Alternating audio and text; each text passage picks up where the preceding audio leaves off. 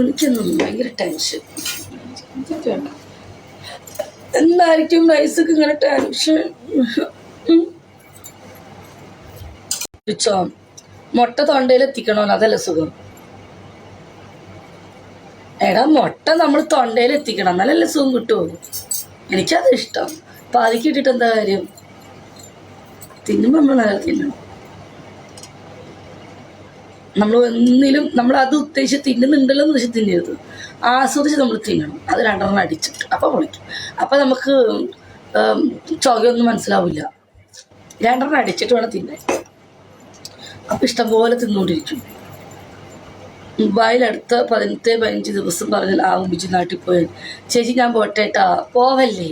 അല്ല ഞാൻ പറഞ്ഞ കറക്റ്റ് അല്ലേ? ലേഡീസ് എന്തെങ്കിലും പറയാം. നമ്മൾ രണ്ടെണ്ണം അടിച്ചിട്ട് വേണം തിന്നും. അപ്പം നമുക്ക് നല്ലപോലെ എത്ര വേണമെങ്കിലും തിന്നിട്ട് കേൾക്കാം. നോർമലി തിന്നാൻ പറ്റില്ലേ? ഓക്കെ, നോർമലി തിന്നാനൊക്കെ പറ്റും.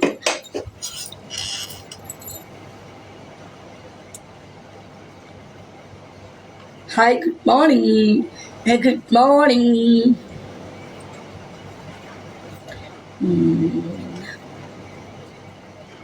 എന്താ ഞങ്ങളുടെ മുട്ടയുടെ കാര്യം പറഞ്ഞ? കോഴിമുട്ടയുടെ കാര്യം തിന്നുമ്പോൾ പല്ല് തട്ടാതെ തിന്നണമെന്ന് പറഞ്ഞാൽ ഒരിക്കലും മുട്ടയുമ്പോൾ പല്ല് കെട്ടിക്കരുത്.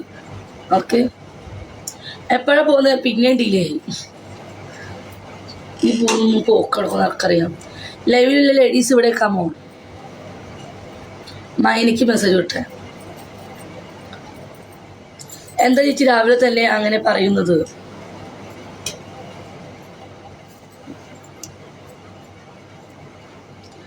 ഇസ്രോ എന്നാ നാട്ടിൽ പോകുന്നില്ലേ? നീട്ടിയോ? പിന്നെ ഡിലേ. റിലേയാ പോയി. റിലേ ഡിലേ അല്ല, റിലേ.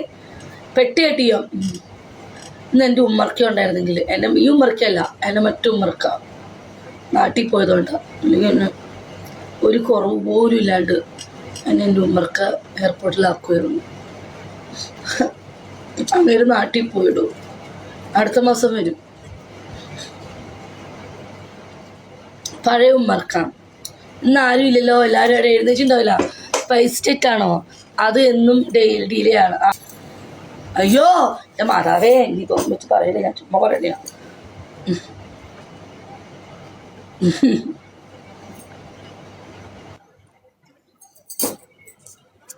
നമ്മളിപ്പോൾ ആ ഉമ്മർക്ക പകരം ഈ വന്ന അയ്യോ വേണ്ടേക്ക അജ്മന്നൊക്കെ വരണ്ടേ? പൊന്നാര ദൈവമേ, ഞാൻ ഇങ്ങനെ പ്രതീക്ഷയില്ല. നമ്മൾ പാവങ്ങൾ, നമ്മൾ ഈ സ്പൈസ് ജെറ്റിനും ഇന്ത്യക്കൊക്കെ നമ്മൾ പോവാറ്. നമ്മൾ പാവല്ലേ? അങ്ങനെ ഒന്നും ലേബി പറയില്ലേ ബിജി? ഓക്കെ. ഉമ്മർ മനസ്സിൽ നല്ലതാണ്. ഞാൻ അജ്മാനിലല്ല, ദുബായ് ആണ് ഇപ്പോൾ. ആണോ? ആ ദുബായിൽ എവിടെ? ഞാനില്ല. എനിക്ക് ഒന്നാമത് ടിക്ടോക്കിൽ ഒരുപാട് ശത്രുക്കളുണ്ട്. എല്ലാവരും പറയും ടിക്ടോക്കിലുള്ളവർ ആരും വിശ്വസിക്കരുത്. കാരണം എന്തെങ്കിലും എഴുതി വന്നു കഴിഞ്ഞാൽ ആരങ്ങനെ ഇങ്ങനെയൊക്കെ പറഞ്ഞു കൊടുക്കും. എന്തിനാ അവരുടെ കാര്യം നോക്കി കിടക്കുക? ജിസീസ് അല്ലേ? ഞാൻ പറഞ്ഞ കറക്റ്റ് അല്ലേ? നമ്മൾ ഫേക്ക് അടികളെ വിശ്വസിക്കാം. ഫേക്ക് അടികളെ വിശ്വസിക്കാം. ഇപ്പൊ ഉമ്മർക്കൂടെ കമന്റ് ഇട്ടു, ഞാൻ കൂടെ നാക്കാം. നാളെ ഒരു ദിവസം എന്തെങ്കിലും പ്രശ്നം വന്ന് ഈ ആൾക്കാർ ഉമ്മർക്കൂടെ പറഞ്ഞു ബിജിയുടെ ഇത് വേണം. ആൾക്കാർ അങ്ങനെയാണ്. എന്തിനാ അതിൻ്റെ ആവശ്യം? നമ്മൾ നിൽക്കുക ഒരാളായിട്ടും വേണ്ട. ഇപ്പം ഉമ്മർക്ക് ഓജി ആയതുകൊണ്ടാണ്. ഇപ്പം ഫേക്ക് അടിക്കണമെങ്കിൽ ഞാൻ പറയും ആനെ വന്ന് കൊണ്ടുവന്നാക്കുന്നു പറയും. കാരണം നിങ്ങളുടെ പിമ്മിൽ ആരും വരില്ല. നിങ്ങളുടെ ചോദ്യങ്ങൾ ആരാന്ന് അറിയത്തു പോലും ഇല്ല. വിജയെ കുറിച്ച് തിരക്കുകയില്ല. ഇതാവുമ്പോൾ ഉമ്മർക്കോട് ചോദിക്കും ഓരോരുത്തരും ഓരോ കാര്യങ്ങളും. സത്യമല്ലേ? സത്യമാണോ അല്ലയോ? പക്ഷെ ഉമ്മർക്കൊക്കെ എല്ലാം അറിയാലോ, നല്ല വിശ്വാസമുള്ള ആളാല്ലേ. ഉമ്മർക്കൊക്കെ അറിയാലോ, ഞാൻ പറയേണ്ട കാര്യം മാത്രമേ പറയുള്ളൂ. നന്നായിട്ട് ഉമ്മർക്കൊക്കെ അറിയാം എന്നെ നന്നായിട്ട്. ഇല്ലേ? ഞാൻ അങ്ങനെ ഒന്നും പുറത്ത് പറഞ്ഞൊരു വ്യക്തിയല്ലാന്നറിയാലോ. അത്രയും നിച്ചാൽ മതി. അതിൽ തന്നെ മനസ്സിലാക്കിക്കൂടെ ഞാൻ എത്ര പെർഫെക്റ്റ് ആണെന്ന്. പിന്നെ ആൾക്കാരൊന്നിനും വിശ്വസിക്കാൻ കൊള്ളത്തില്ല. അല്ല അപ്പു ഇപ്പോൾ ഫേക്ക് ഐഡിയാണ്. മെറീസ അപ്പു ഫേക്ക് ഐഡിയ. എനിക്ക് അപ്പുവിനോട് പറയാം, അപ്പു ബാബി ചേച്ചിയുടെ കൂടെ നക്കിത്താ എന്നാ ബി ചേച്ചിയുടെ റൂമിലോട്ട് വന്ന് പറയാം. അത് ഫേക്ക് ഐഡിയ. നിന്റെ അടുത്ത് ആര് വന്നാലും നിന്നെ അറിയത്തില്ല, നീ ആലോചിച്ചാ. പക്ഷെ ചില ആൾക്കാർ അങ്ങനെയല്ല. ഈ ടിക്ടോക്ക് പ്ലാറ്റ്ഫോമാണ്. എനിക്ക് ഒരുപാട് ശത്രുക്കളുണ്ട്. എന്തിനാ നമ്മൾ ഈ പണിക്ക് പോണേ? നമ്മൾക്ക് വിശ്വാസമുള്ള മാത്രം നമ്മൾ അടുപ്പിക്കുക. നമുക്ക് പഠിച്ചവനെ വീഡിയോയുള്ളൂ, അടുപ്പുകളെ ഞാൻ നോക്കാറില്ല. പറയാൻ പറ്റില്ല. കാരണം എന്ന് വെച്ചാൽ ഈ ടിക്ടോക്ക് ആണ് എനിക്ക് എന്തെങ്കിലും ചെറിയൊരു രീതിക്ക് പിണങ്ങിയാൽ മതി, കൂടെ നിന്നവരൊക്കെ മാറും. മനസ്സിലായോ?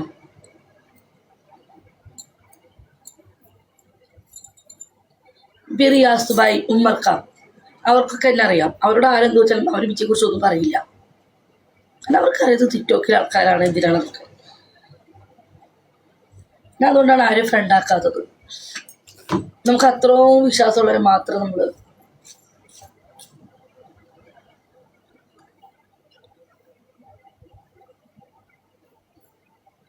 നമ്മളെ വെച്ച് എന്തെല്ലാം പറഞ്ഞിരുന്നു, എന്നിട്ട് എന്താ പറയുന്നത് പറയട്ടെ.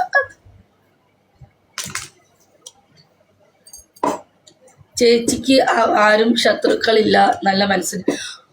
അമ്മേ, എനിക്ക് ശത്രുക്കളേ ഉള്ളൂ. മുനി, ശത്രുക്കളേ ഉള്ളൂ മോനെ. ഒരുപാട് ശത്രുക്കളുണ്ട്. പിന്നെ എന്തോ ദൈവത്തിന്റെ കൃപയോണ്ട് ഇങ്ങനെ മുന്നോട്ട് ഒരു കുഴപ്പമില്ലാണ്ട്, ദൈവം വലിയവനായതുകൊണ്ടും എന്നെ നല്ല മനസ്സായതുകൊണ്ടും ഞാൻ ഇങ്ങനെ ജീവിച്ചു പോകുന്നു. ശത്രുക്കൾ ഒരുപാട് പേരുണ്ട്, ഇഷ്ടം പോലെ. ശത്രുക്കളേ ഉള്ളൂ. പെട്ടി അപ്പുറത്ത് റൂമാരി കേട്ടി തന്നു മോളെ. നമ്മുടെ ഉമ്മറക്ക നാട്ടിൽ പോയി ഇങ്ങനെ കുടുന്നാക്കി തന്നെ കുറവില്ലാണ്ട്. ഞാനിപ്പോ വൈകുന്നേരം ഒരു ചേട്ടൻ പറഞ്ഞിട്ടുണ്ട് വരാന്ന്. എൻ്റെ ഒരു കസ്റ്റമറാണ്, അയാൾ വിളിച്ചു വന്നപ്പോൾ ഇന്നിപ്പോൾ അയാൾ വരാൻ പറ്റിയില്ലെങ്കിൽ ടാക്സി വിളിച്ച് പൊക്കോളാം.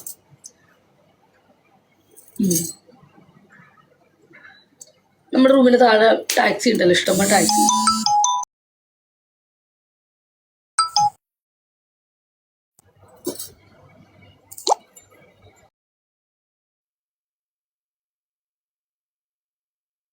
നിങ്ങൾ പറഞ്ഞിട്ട് ഞാന് ഇല്ല, ഇന്ന് പിള്ളേരെ പിടിച്ച് ശരിയാകും. പിള്ളേർക്ക് തുടങ്ങി ഈ ഉമ്മർക്ക വരുമ്പിച്ച് പിള്ളേരെ അത് വിളിച്ചട്ടെ, മക്കൾ വിളിക്കുന്നു. പിന്നെയും ഡീലേ എന്ന് പറഞ്ഞു കഴിഞ്ഞാൽ ഇന്നൊന്ന് വിളിക്കട്ടെ, വിളിച്ചോണ്ടിരിക്കുന്നു ആ ഫോണിൽ. പറഞ്ഞിട്ടിട്ട് പിള്ളേരോട് ഞാൻ ഈ ലൈവ് ഇടുന്ന ടൈമിൽ ഈ ഫോണിൽ വിളിക്കരുത്.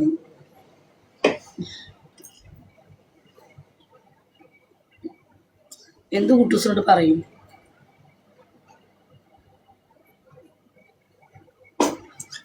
ഇപ്പഴാ